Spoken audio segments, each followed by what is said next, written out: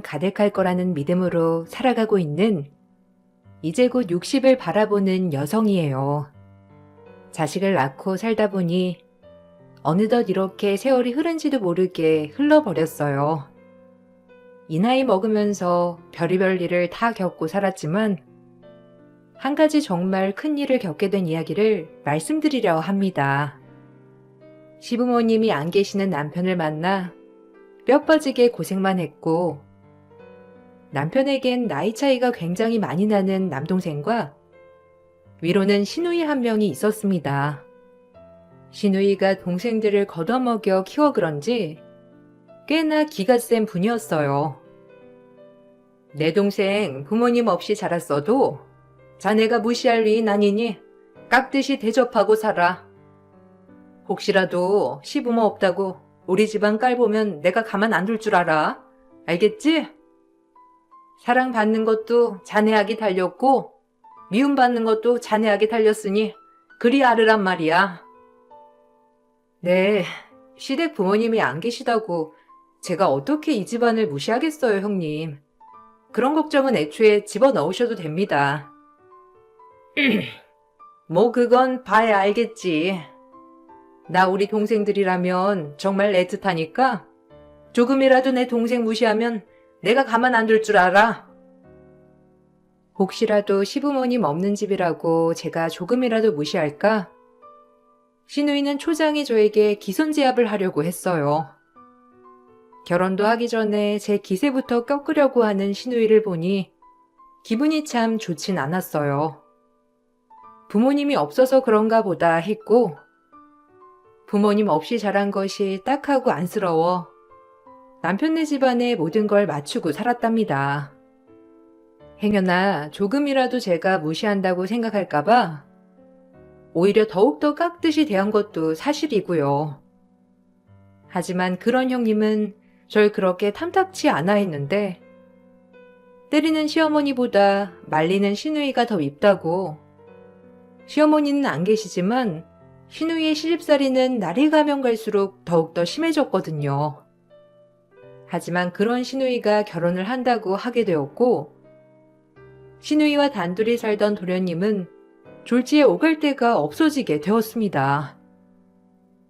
그래도 승관이 내가 거두던 동생인데 내가 책임져야지. 당신이 좀 받아주면 얼마나 좋아. 애가 공부도 잘하고 영리하니 손 갈 게 없다니까. 우리 먹는데 밥숟갈 하나만 더 얹으면 되는 걸 그렇게 안 된다고 할 게 뭐야. 그래도 내 막내 동생인데. 내가 왜 부양을 해야 해? 당신이랑 결혼하는 건데 당신 동생까지 거들 필요는 없잖아. 아니 미결은 없던 걸로 해. 우리 집에 들어와서 시부모님 모셔도 시원찮을 판에 당신 남동생을 나보고 책임지라는 거야? 학교 졸업도 해야 하는데 학비는 어쩔 거야?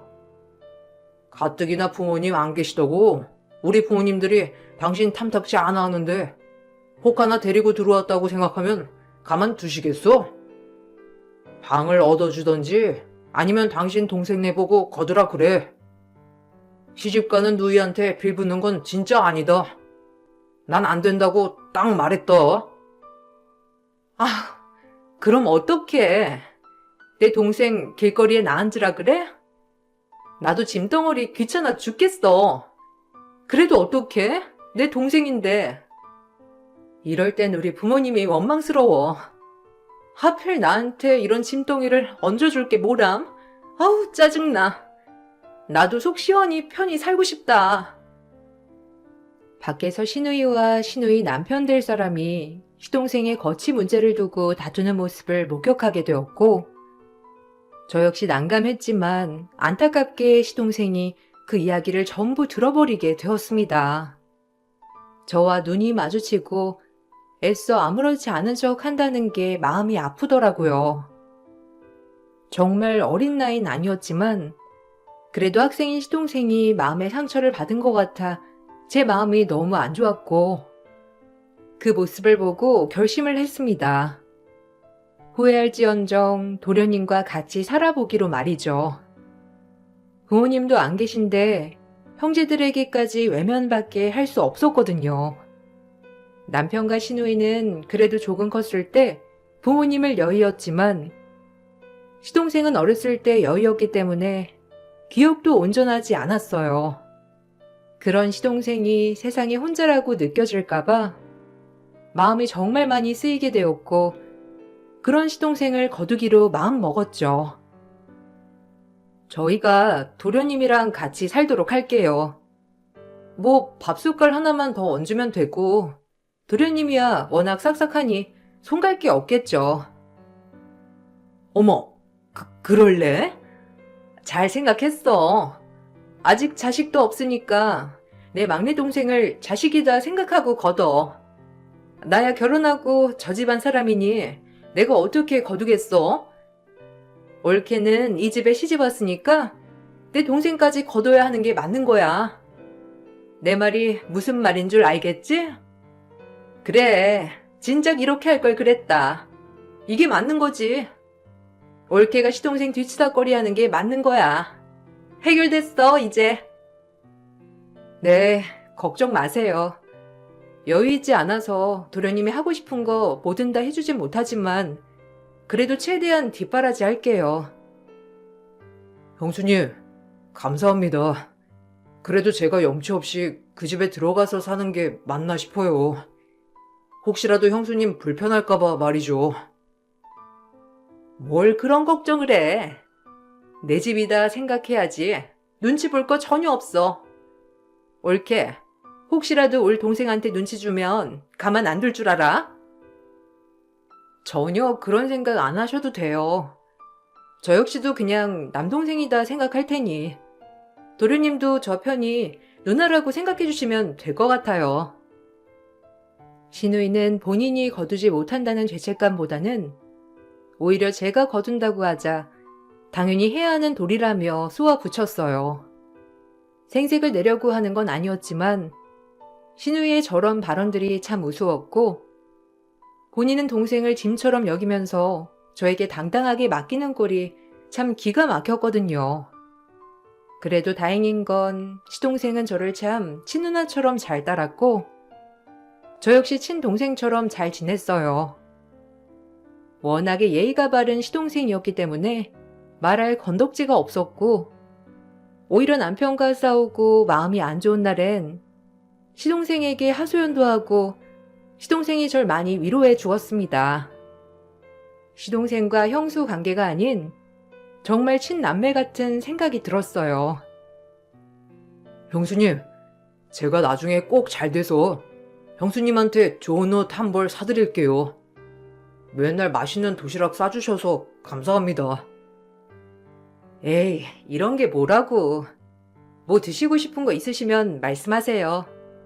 솜씨는 없지만 그래도 최대한 흉내 한번 내볼게요.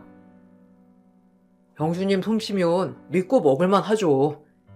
친구들도 제 도시락만 뺏어 먹는걸요. 항상 맛있게 해주셔서 감사합니다, 형수님.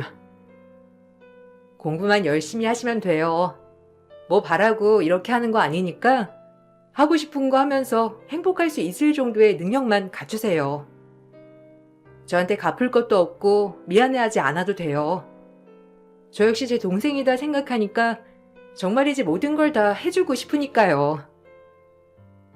늘 말도 예쁘게 하는 시동생 때문에 솔직히 힘든 건 없었지만 시누이는 가끔씩 집에 찾아와 시동생에게 눈치 주는 것이 아니냐며 저를 떠보면서 속을 긁어댔고 한 번씩 와서 뒤집는 통에 오히려 스트레스가 쌓이더라고요.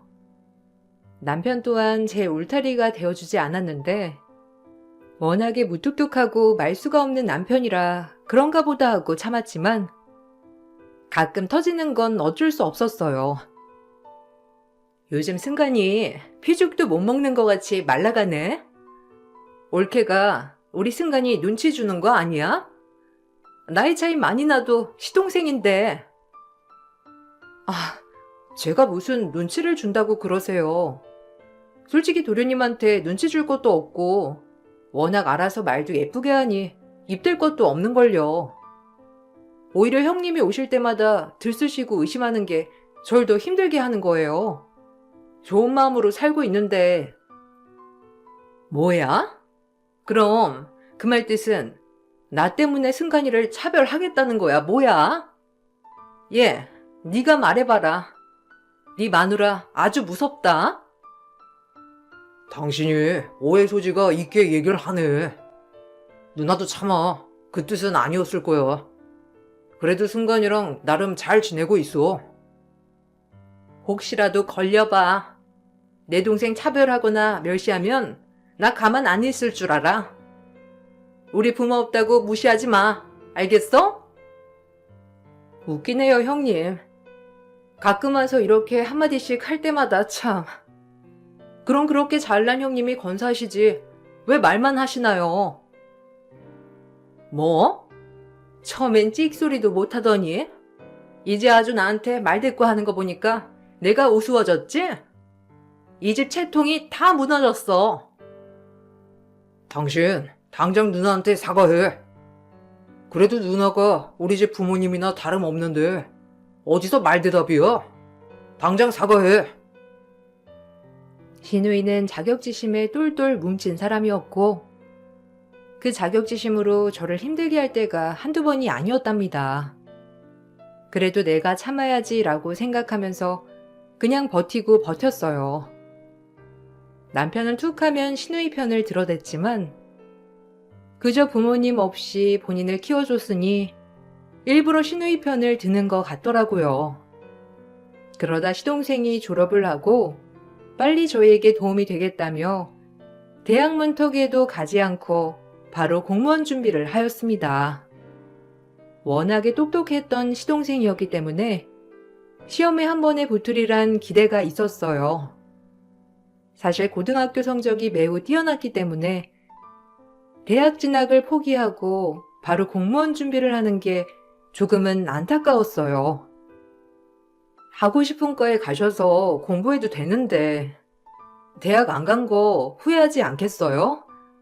그래도 하고 싶은 게 도련님도 있을 텐데. 없어요. 그저 빨리 시험 봐서 공무원 돼가지고 형이랑 형수한테 그만 빌붙어야죠. 고마워요, 형수. 다 형수님 덕분이에요.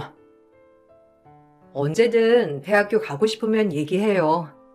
여유 있지 않아도 도련님 대학 보내줄 순 있으니까 어려움 말고 말이죠. 그래, 이 정도 뒷바라지 해줬으면 됐지. 너도 알아서 네 살 길 찾아. 빨리 돈을 벌어야 독립도 하고 결혼도 하지. 무슨 말이 그래. 도련님이 있으니 그래도 이 집안에 온기도 있고 나도 얼마나 위로받고 그랬는데 하여간 마음에도 없는 소리. 제 동생이라고 생각하면 참 마음이 안 좋더라고요. 하고 싶은 게 많은 나이지만 이리저리 눈치 보랴 펼치지 못하는 것 같아 마음이 많이 안 좋았어요. 하지만 신우이와 남편은 본인 동생인데도 불구하고 오히려 저보다도 신경을 안 썼고 신우이는 말로만 저에게 또 닥달을 하기 시작했습니다. 그로 인해 도련님과 신우이는 크게 싸움이 터졌고 사실 이 싸움을 계기로 도련님께 고마운 마음이 더 많이 들었어요. 그래도 핏줄이라고 신우이 편을 들 줄 알았는데 오히려 저를 두둔해주는 시동생이었거든요. 아니, 승관이 대학 안 가는 것도 올케 때문 아니야? 애가 눈치 보이니까 말을 못하는 거지. 참나, 지 동생이었어 봐. 어떻게든 대학 문턱이라도 보내지. 눈치를 얼마나 줬으면 공시생을 자초해? 아무리 머리 좋은 애지만 정말 아깝다, 아까워. 형님, 무슨 말을 그렇게 하세요? 저 한 번도 도련님 제 동생 아니라고 생각한 적 없어요. 말래도 진짜 믿게 하시네요. 누나, 무슨 말을 그렇게 해? 형수님이 얼마나 잘해주시는데 당장 사과드려. 덕분에 내가 얼마나 잘 지내고 있는데. 뭐라고? 너 누구 편 드는 거야? 꼴랑 몇 년 뒷바라지 했다고? 지금 내가 너한테 했던 것들은 다 잊은 거냐? 엄마 아빠 돌아가시고 누나야말로 꼴랑 몇 년 같이 산 걸로 생색내는 거야? 나 그때 오히려 누나한테 짐 안 되려고 밥 차리고 청소하고 눈치는 더 많이 봤었어. 알아? 형수님이 나한테 얼마나 잘해주시는데 그렇게 말하지 마. 어떻게 애를 구워 삶았길래 얘가 이래? 나 돌아가면 또 얼마나 구박을 할까봐 얘가 이렇게 말하는 거냐고. 뭐라고요? 뭐 눈에 뭐만 보인다더니. 저에게 결혼 전부터 막말하시는 건 알았지만 아직까지 이러실 줄은 참 몰랐네요. 신우이는 시동생의 말에 화가 나서 밖으로 나가버렸고 저렇게 신우이한테 대적해준 게 너무 고마웠어요. 오히려 남편보다 낫다는 생각을 얼마나 했는지 몰라요. 그렇게 시동생은 저에 대한 고마움을 잊지 않고 공부를 열심히 했고 학교 다닐 때도 성적이 우수하고 늘 모범생이었던 시동생이었기에 공무원 준비는 당연히 쉬울 거라고 생각했어요. 하지만 이상하게 참 시기가 안 따라주는 건지 매번 공무원 시험에 낙방을 하였고 저흰 괜찮았지만 그때마다 시동생은 참 많이도 미안해했습니다. 오히려 눈치를 보는 시동생 때문에 제가 더 안쓰러운 마음이 들었는데 우리가 부모님이었으면 이렇게까지 좌절할까라는 생각도 들었고 아무리 잘해준다 한들 우리에게 의지하지 못하는 것 같아 한편으론 마음이 너무 안 좋고 안쓰러웠어요. 이럴 정도면 때려치워야 하는 거 아니냐? 그냥 공장에 취직해. 네가 이제 20살도 아니고 자리 잡아야지 되겠어? 에이, 그래도 몇 년째 했는데 아깝지. 매번 1점 차이, 2점 차이인데 도련님, 이런 거 저런 거 신경 쓰지 말고 다음번에 더 잘 될 거니까 너무 낙담하지 마요. 우리 때문에 눈치 보이는 거면 진짜 그럴 걱정 하나도 안 해도 돼요. 마음 푹 놓아요. 철밥통 공무원 하는 게 어디 쉽나요? 그래도 되기만 하면 정년은 보장되는 거니까 마음 좀 추스르고 다시 열심히 해봐요. 죄송합니다. 면목이 없네요. 빨리 취직해서 걱정 덜어드리려고 했는데 오히려 더 짐만 되는 것 같아 참 면목이 없어요. 시동생이 죄송하다고 눈시울을 붉히니 저까지 눈물이 나려고 했어요. 그럼에도 시동생은 그 후 몇 번이나 또다시 실패의 고배를 맛봐야 했고 횟수로 7년째 공시생을 하고 있었답니다. 이쯤 되니 저 또한 조금은 지쳤는데 그럼에도 나중에 혹시나마 제가 상처를 주면 제 마음이 후회가 갈까 싶어 시동생에겐 절대 티를 내지 않았어요. 그러던 중 고시원에서 한창 공부를 하고 있던 시동생에게 반찬 좀 갖다 주러 가려고 연락을 하는데 도통 전화가 되지 않는 거예요. 이런 적이 없었는데 참 마음이 이상하면서도 뭔가 싸한 기분이 들었습니다.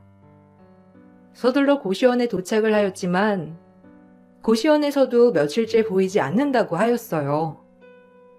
그때부터 불안감이 엄습해 오기 시작하면서 머릿속에 별별 생각이 다 들고 걱정만이 자리 잡았어요. 도련님, 연락이 안 돼. 어쩜 좋지? 혹시 이번 시험 낙방하고 땀만 먹는 거 아니야? 너무 걱정되는데. 자기 연락 좀 해봐. 아이, 그놈 어디서 술이나 퍼먹고 있겠지. 지가 사람이냐? 7년이면 붓고도 남았겠다. 머리 좋은 놈이 미련하게 맨날 떨어져. 그렇게 안일하게 얘기하지 말고. 형인데도 걱정 안 되는 거야? 내가 이렇게 걱정됐는데 참 너무한다. 얼른 연락해봐. 애도 아니고 알아서 하겠지. 유난 좀 떨지 마. 걔가 애냐? 그냥 어디서 술 퍼마시고 지 팔자 타령 하고 있을 거야.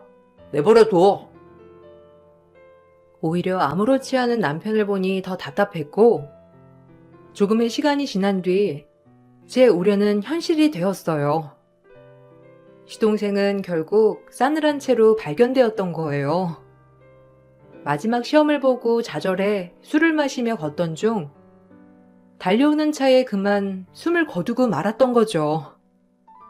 참 원망스러운 마음이 먼저 들면서 그간 힘들었으면 좀 기대지 왜 혼자 모든 걸 짊어지려고 했나 싶기도 했고, 차라리 집에 와 털어버리고 같이 얘기를 나누던지 하지. 혼자 술을 마시고 걷다가 사고를 당했다는 게 정말 믿기지가 않았어요. 그렇게 하염없이 울고 있던 저에게 시누이는 소리를 치며 달려오더라고요. 그리고 전 바로 내동댕이 쳐지고 말았습니다. 7년째 공시생인 도련님이 사망 후 도련님의 유서를 들고 와 다짜고짜 제 머리채를 잡은 시누이였거든요. 정말 어이가 없었죠. 더부살이 시동생 오죽 괴롭혔으면 애가 술을 처마셔? 너 내가 그럴 줄 알았어. 착한 척하면서 결국엔 그랬던 거야. 시험 떨어져서 또 눈치 줬겠지. 그랬으니까 애가 술을 그렇게 먹지. 가뜩이나 술도 못 마시는데 다 너 때문이지? 아이, 누나, 정신 차려. 이 사람이 얼마나 승관이한테 잘해줬는데 지금 이 사람 탓을 하는 거야? 누나도 진짜 너무한다. 내 말이 틀려? 넌 집에서 뭐 했어? 얘가 눈치 줄 때 뭐 했냐고? 내 동생 어떡할 거야? 술만 마시지 않았어도. 됐고, 이따가 정신이 없을 것 같아서 미리 내가 얘기해 두는 건데, 올케랑 너는 내 말만 들으면 될 거야. 무조건. 알겠니? 웬일인지 남편은 저의 편을 들어주었고, 그렇지만 전 아무런 대꾸도 할 수 없었는데, 정말 모든 게 제 탓만 같았거든요. 그리고 시누이는 무슨 유서라고 하면서 그 정신없는 와중에 저에게 들이밀며 소리쳤는데 전 그게 뭔가 싶었습니다. 승관이를 어떻게 구워 삶았길래 사망보험금 수령자를 너라고 했는지 모르겠지만 여기 떡하니 유서 봐. 이 생명보험금 수령자는 나라고 되어 있잖아. 승관이가 네 눈치 보느라 네 이름으로 해놓은 거야. 그러니까 보험금 수령하면 당장 나한테 내놔.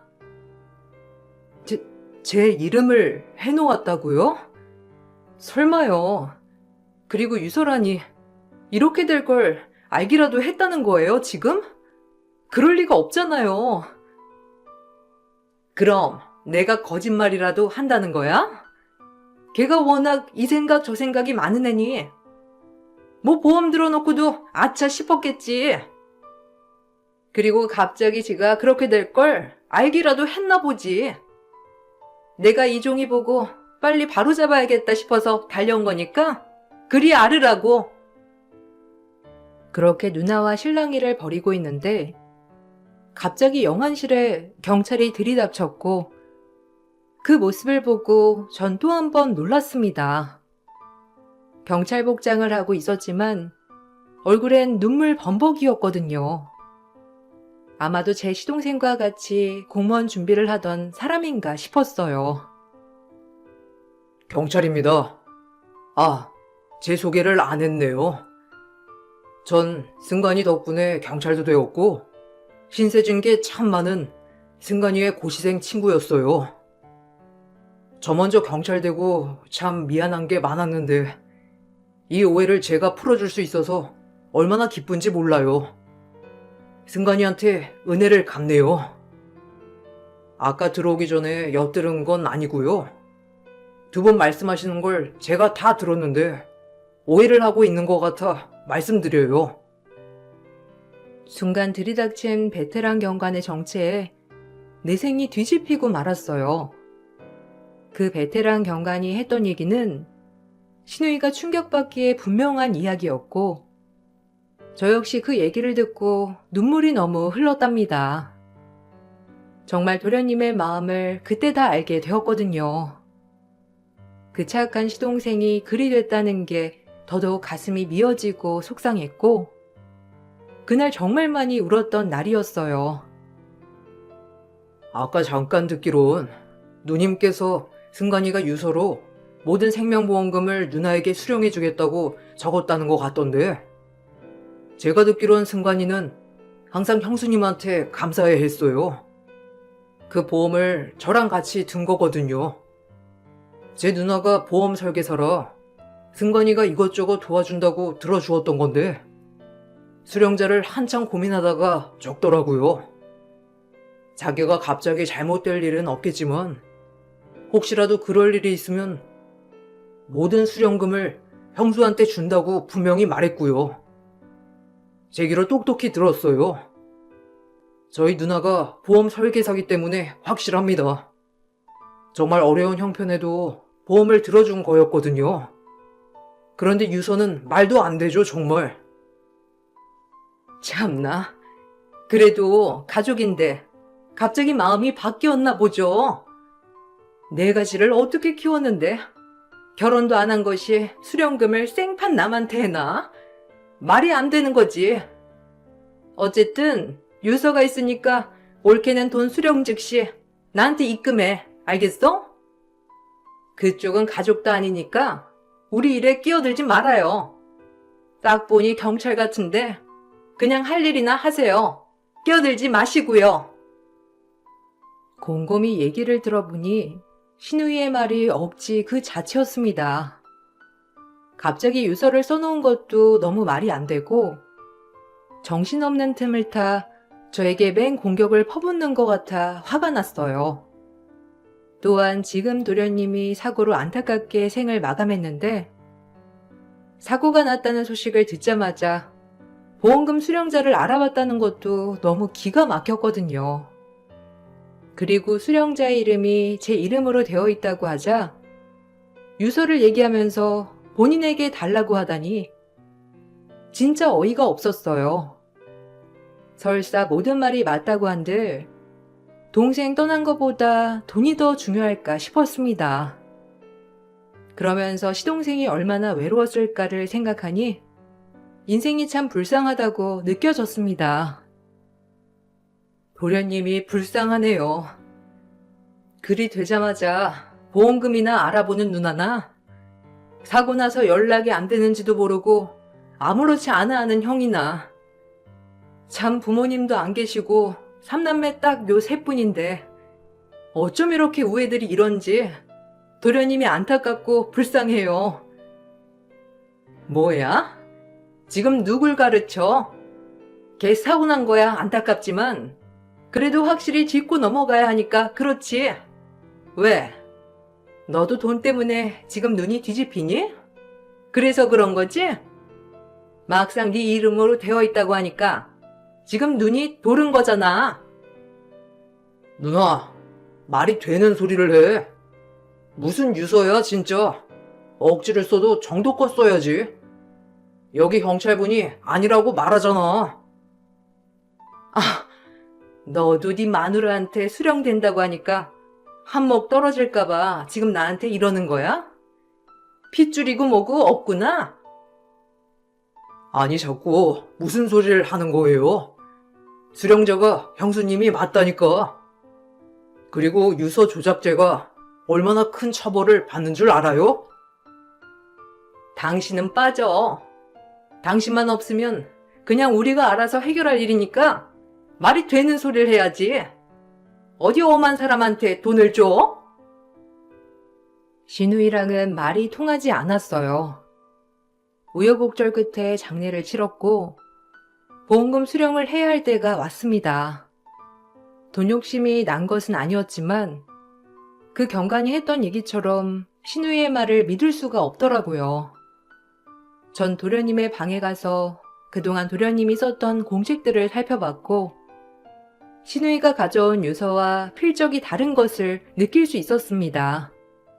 그 경관이 말이 맞다면 신우이는 정말 괘씸하다라고 느껴졌고 전 그렇게 보험금을 포기하지 못한다고 선언하면서 결국 신우이와 법적 공방을 다툴 수밖에 없었습니다. 이제 본색을 드러내는구만. 몇 년 뒷바라지 한 거 가지고 네가 그 돈을 수령해? 정신 빠진 것 같으니라고. 걔가 잠시 판단을 잘못해서 네 이름으로 써놨나 본데 여기 유서가 있대잖아. 어떻게 주제도 모르고 그 돈을 가로채려 그래? 필적이 매우 다르네요. 도련님 공책이랑 비교해보니까 어디 한번 법으로 해보자고요. 도련님이 안타까워서 저 그 돈 포기 못하겠는데요. 막말로 도련님한테 뭐 하나 제대로 해준 것도 없으면서 돈만 탐내는 꼴이란 진짜 역겨워요. 이게 말이면 단 줄 알지? 아주 돈에 눈이 멀어 신우이도 안 보이는구나. 야, 너 마누라 교육 똑바로 못 시켜? 이 사람 말이 다 맞잖아. 승관이가 이 사람 앞으로 해놨다는데 왜 누나가 그 돈을 탐내냐고. 참나 웃겨 아주. 너까지 지금 네 마누라 편드는 거야? 아주 내가 어렸을 때부터 걷어 먹인 것들이 감히 내 뒤통수를 쳐? 기가 막혀. 돈 앞에 장사 없다더니 남편은 재판에 앞서 제 편을 많이 들어주었습니다. 그리고 재판이 시작되었고 결국 경찰 조사가 들어갔는데 필적 감정이 들어가자 보험금 수령자는 저일 수밖에 없었어요. 너무나 당연한 결과였지만 그 경찰만 나타나지 않았다면 신우이의 말에 그냥 신우이에게 보험금을 양보했을 거예요. 도련님 사망보험금을 이렇게까지 하고 싶지 않았거든요. 그런 저의 성격을 신우이는 정말 잘 알았기 때문에 그렇게 유서를 조작했던 거였고 결국 신우이는 벌금형을 선고받았어요. 동생이라곤 평생 도움도 안 되는 놈. 수령자가 형수? 참나 기가 막혀. 내가 지한테 어떻게 했는데 감히. 아휴. 어디 한번 그 돈으로 잘 먹고 잘 살아봐. 내가 얼마나 잘 사는지 두 눈 뜨고 똑똑히 지켜볼 거니까 그리 알으라고. 본인 동생 잘못된 게 얼마나 마음 아픈 일인데 눈물 한 방울 흘리지 않고 돈에 놀아나는 꼴이란 아주 무섭네요, 정말. 동생 걱정보다 돈 걱정에 유서 조작까지 해서 내 머리채까지 잡고 안타까운 도련님 사고를 당신이 조작하는 바람에 하마터면 도련님이 보험 사기를 쳤다고 뒤집어 쓸 뻔했다고. 이건 내가 도련님 대신 주는 벌이에요. 도련님이 생전에 얼마나 많은 눈치를 받았는지 제가 다 들었으니 이건 벌입니다. 정 그냥 가려는 신우이를 붙잡고 뺨을 날렸습니다. 평생 저희 집에 오기 전까지 도련님에게 눈치를 많이 주었다는 걸 알았기 때문이죠. 도련님이 이때부터 가족들에게 마음 붙이지 못하고 살았으니까요. 그리고 신우이는 제 한 방에 나가 떨어졌고 소리를 지르며 땅을 치더라고요. 저에게 맞은 분노보다 그 보험금을 한 푼도 수령받지 못해서 그런 것 같았어요. 그리고 남편은 제가 그 돈을 수령받게 되자 입이 귀에 아주 걸리더라고요. 본인한테 뭐 하나라도 떨어지는 것 마냥 말이죠. 하지만 전 보험금을 수령받자마자 도련님 이름으로 자선단체에 기부했습니다. 평생 불쌍하게 살다간 도련님 이름으로 이런 좋은 일을 하는 건 당연했으니까요. 그래야 제 자신도 떳떳하게 살아갈 수 있겠다는 생각이 들었던 것도 사실이었고요. 그 자선단체에선 도련님의 이름으로 기부가 되자 도련님은 단체에 명예정당의 이름을 올리셨어요. 그래도 이름 석자 좋은 곳에 쓰일 수 있는 것에 전 한편으론 정말 기분이 좋았고 늘 미안했던 도련님한테 죄스럽지 않은 기분이 들었어요. 승관이가 얼마나 형수님 칭찬을 하던지. 제가 어려운 시절 승관이 도시락 많이 먹었거든요. 형수님이 매일매일 아침마다 정성스럽게 싸주신다고 참 고마워했어요. 본인 형제들도 못 그러는 거 형수님이 뒷바라지 해준 거라고 말이죠. 제가 다른 건 해드릴 게 없었고 이번 일은 무조건 바로 잡아야 할 것 같아서 남의 일에 좀 끼어들었네요. 그래도 승관이 마지막 가는 길 혹시라도 억울한 일 하나도 없게 하려고 말이죠. 정말 대단하세요. 형제들도 못하는 걸 그렇게 열심히 뒤에서. 늘 술 한잔 하면 형수 얘기밖에 안 했어요. 오히려 친누나 같다고. 형이랑 누나는 눈치를 그렇게 주는데 그 집에 살면서 마음이 정말 편했대요. 참 그 얘기 듣는데 승관이가 어떻게 살았는지 눈물이 앞을 가리더라고요. 정말 대단하십니다. 제가 뭐 한 게 있다고요. 도련님이 이렇게까지 저를 생각하는지 몰랐어요. 아까운 우리 도련님, 어쩜 좋아, 불쌍해서. 평생 그냥 눈치만 보다가 살다 가신 것 같아 마음이 너무 안 좋네요. 그냥 이제는 마음이 좀 편해지셨음 해요. 이미 다 하셨는걸요. 승관이는 떠나기 직전까지도 형수에 대한 고마운 마음만 품고 갔을 거예요. 그러니 오죽하면 보험금 수령자를 형수님으로 해놓았겠어요. 그러니까 너무 그렇게 죄책감 갖지 마세요. 정말 대단하신 분이니깐요. 제가 도련님의 사망보험금을 자선단체에 기부하자 남편은 길길이 날뛰었고 저에게 미쳤냐며 윽박을 지르기도 했지만 차마 그 돈을 아무렇지 않게 쓰지 못하겠더라고요. 그래도 뭐 하나 도련님 이름으로 좋은 일을 꼭 하고 싶었거든요. 돌았냐? 내가 이러라고 네 편 들어준 줄 알아? 아니 그 아까운 돈을 왜 기부해? 왜? 기부하려면 나한테 할 것이지. 하여튼 미련하다. 그러니까 평생을 그렇게밖에 못 살지. 너 진짜 두고두고 내가 생각날 때마다 아주 괴롭힐 거야. 당신 그렇게 억울하면 이혼해. 안 말려. 나도 당신처럼 피도 눈물도 없는 사람이랑 더 이상 엮이기 싫으니까. 어쩜 누나랑 당신은 똑같냐? 지 동생 생각 1도 안 하고 그저 돈. 당신네 부모님이 얼마나 막내 아들이 안쓰럽겠어? 그렇게 그 돈을 기부한 게 억울하고 화가 나면 이혼해. 안 말려. 나도 당신이랑 이혼하는 거 겁 하나도 안 나니까 당장 해. 제가 이혼하자는 말에 남편은 아무 말도 하지 못하였고 그렇게 돈을 기부하니 제 마음이 참 편하더라고요. 도련님도 이렇게 하는 걸 바라셨을 것 같았고 오히려 제가 이럴 줄 알아서 수령자 이름을 저로 했던 것 같기도 합니다. 지금은 시간이 굉장히 흘렀어요. 남편이랑 이혼은 하지 않았지만 그냥 여느 부부처럼 다투기도 또 잘 지내기도 한답니다. 아무래도 아이가 있으니 이혼이 쉬울 수 있겠나요? 그날 일을 계기로 그래도 남편도 정신을 좀 차렸는지 조금은 다정해진 것 같기도 해요.